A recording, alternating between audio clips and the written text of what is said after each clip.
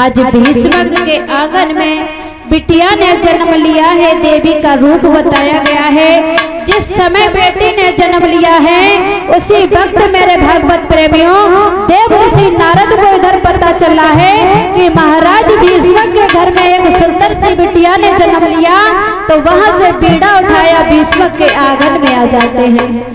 जैसे ही महाराज भीष्म के आंगन में देव ऋषि नारद आए तो देव ऋषि नारद को देख करके महाराज भीष्म ने आसन डाल दिया और चरणों को स्पर्श किया है। कहने लगे महाराज भीष्म समझा करके देव ऋषि नारद, मेरे आंगन में एक सुंदर बिटिया ने जन्म लिया है, ऐसा करो इसकी हस्त रेखा देखो और इसका नामकरण संस्कार कर दो।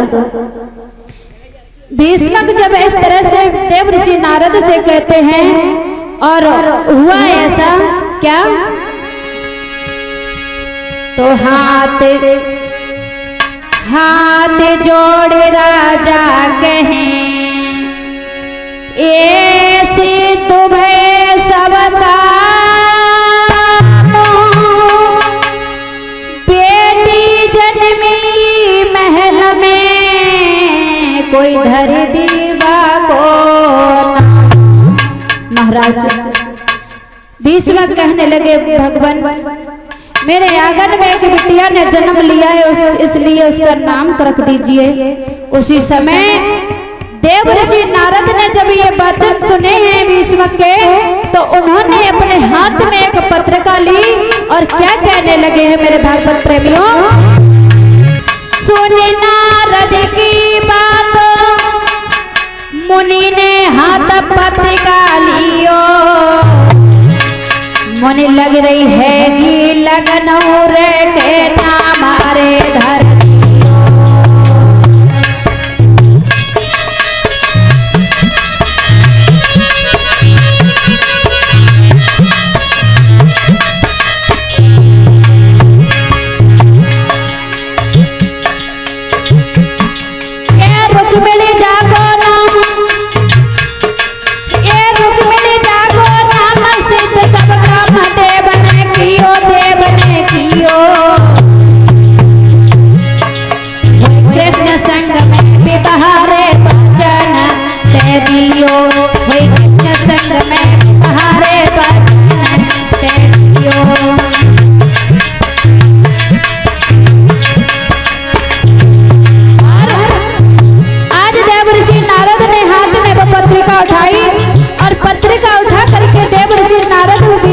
समझा करके कहने लगे और क्या बोले हैं, सुने बचन खुशी भयो मन में है और लौटे पड़ो तो चरण में। सुने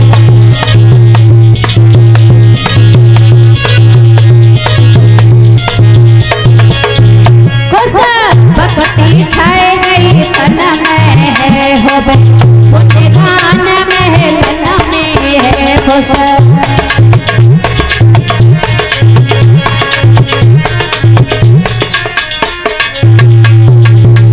मेरे भागवत प्रेमियों, आज देव ऋषि नारद ने बिटिया की हस्त रेखा को देखा, तो हस्त रेखा को देख करके नाम संस्कार कर दिया है, तो रुक्मिणी नाम बता दिया और रुक्मिणी नाम बताने के बाद में उसके विवाह के बारे में भी बता दिया। कहा महाराज भीष्म आपकी बिटिया बड़ी सुंदर है और मैं ये भी बता दे रही हूँ कि इसका विवाह द्वारिकाधीश कृष्ण कन्हैया के साथ में होगा। आज मेरे भागवत प्रेमियों जो ये वचन सुने हैं महाराज भीष्म ने, तो एकदम से खुश हो गए, देव ऋषि नारद के चरणों में गिर जाते हैं। जब देव ऋषि नारद के चरणों में गिरे हैं तो कहने लगे, बाबा ये तुमने बहुत अच्छा किया, क्या भगवान कन्हैया भगवान श्री कृष्ण मेरे आंगन में दूल्हा बन के आएंगे, ज्यादा किसका भाग्य खुल सकता है।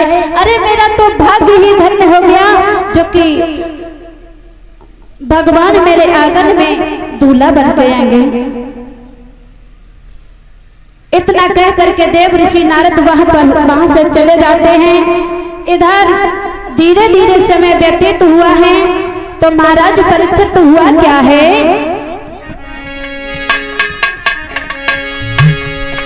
एक रोज सखियों सहित निकल पड़ी सुकुमारे।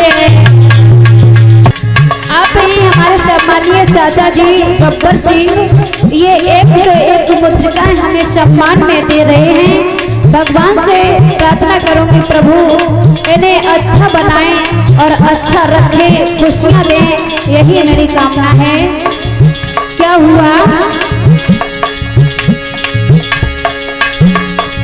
एक रोज सखियों सहित निकल पड़ी सुकुमार। गुड़िया गुड्डा खेलना होने लगा विचार।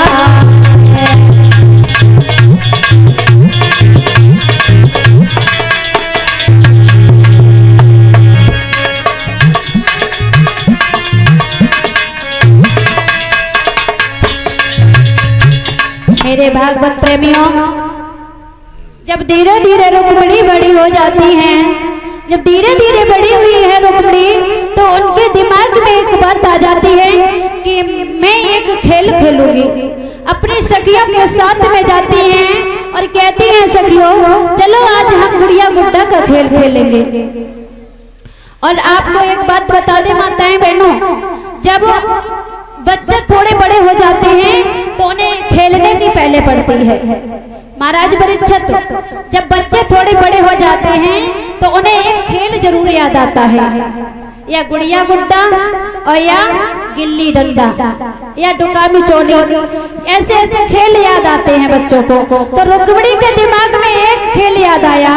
कहने लगी है रुक्मिणी अपनी सखियों से चलो आज हम गुड़िया गुड्डे का खेल खेलेंगे। और गुड़िया गुड्डा का खेल खेलने के लिए जब निकल जाती हैं और उनके दिमाग में भगवान श्री कृष्ण की भक्ति प्रवेश कर जाती है। इधर बताया है कि चलते फिरते उठते सोते श्री कृष्ण गुण को गाती हैं। सखियों से चर्चा छिड़ जाए तो प्रभु के गीत सुनाती हैं। रुक्मिणी बड़ी हो गई, गुड़िया गुड्डा का खेल बेशक खेलती हैं, लेकिन उन्हें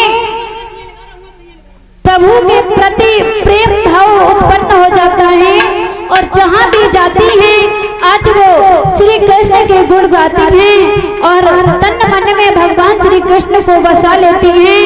और श्री विनीत जी कहते हैं हे राजन परीक्षित,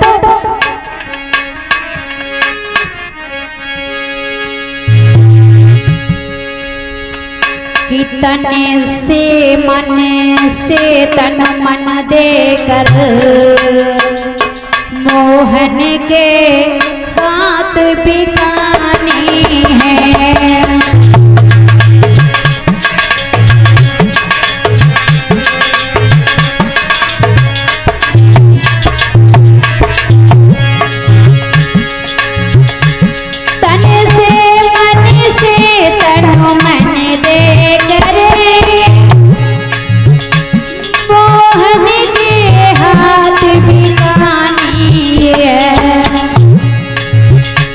गुड़ियों का खेल विसार दिया,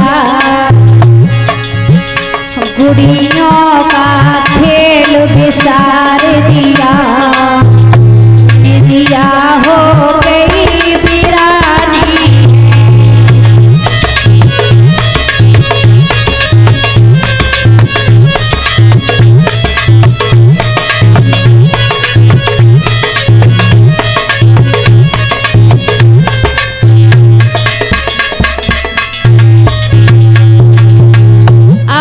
भागवत प्रेमियों, रुक्मिणी तन मन धन में अपने श्री कृष्ण का जाप करने लगी हैं और श्याम से कहने लगी है श्याम आज मैं तुम्हारी प्रेम बनने के लिए जा रही हूँ।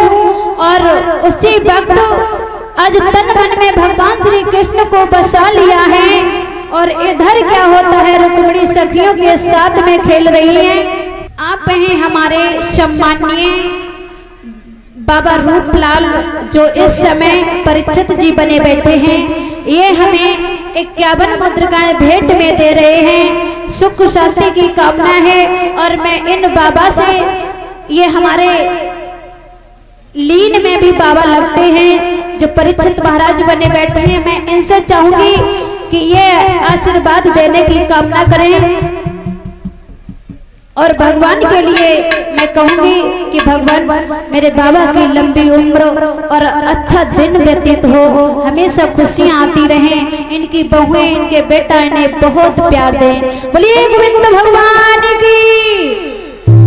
इधर मेरे भागवत प्रेमियों, रुक्मिणी अपनी सखियों के साथ में खेल रही हैं। उधर रुक्मिणी की मां महाराज भीष्मक से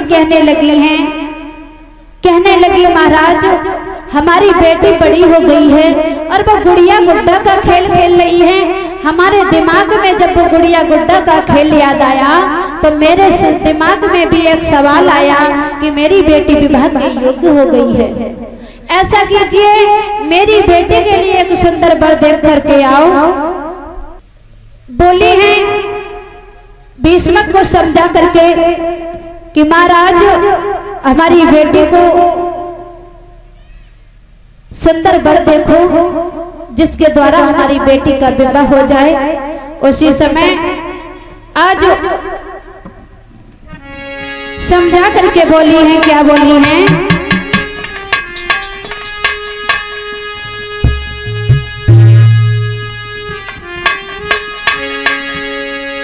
अब किसी राजकुमार की तलाश करो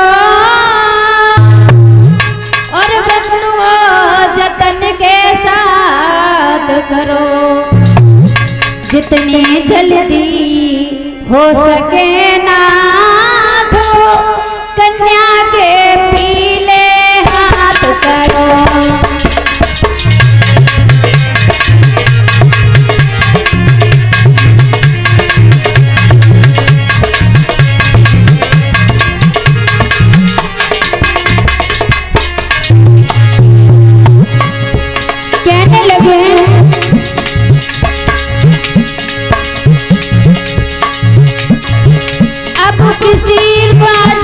तलाश करो